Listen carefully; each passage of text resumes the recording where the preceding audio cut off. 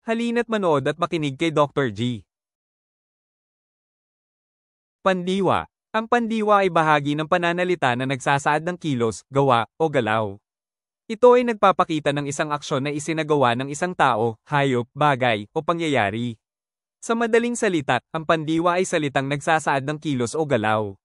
Halimbawa ng pandiwa: tumakbo, kumain, sumayaw, nagsulat. Aspekto ng pandiwa. Ang aspekto ng pandiwa ay nagsasaad ng panahon kung kailan naganap, nagaganap, o magaganap ang kilos. May 4 na pangunahing aspekto ng pandiwa sa Filipino. 1. Perpektibo, naganap o nakalipas na kilos. Ito ay nagsasaad na ang kilos ay tapos na o naganap na. Halimbawa, kumain siya ng agahan. Nag-aral kami kagabi. 2. Imperpektibo, kasalukuyang kilos o nagaganap. Ito ay nagsasaad na ang kilos ay isinasagawa sa kasalukuyan o nagpapatuloy pa. Halimbawa, kumakain siya ng agahan. Nag-aaral kami ngayon. 3. Kontemplatibo, magaganap pa lamang.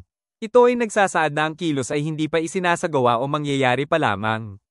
Halimbawa, kakain siya mamaya. Mag-aaral kami bukas. 4. Perpektibong katatapos, katatapos palang gawin ang kilos.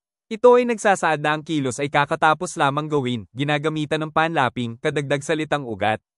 Halimbawa, kakakain ko lang ng tanghalian. Kalalabas lang niya ng silid. Maraming salamat sa inyong pakikinig.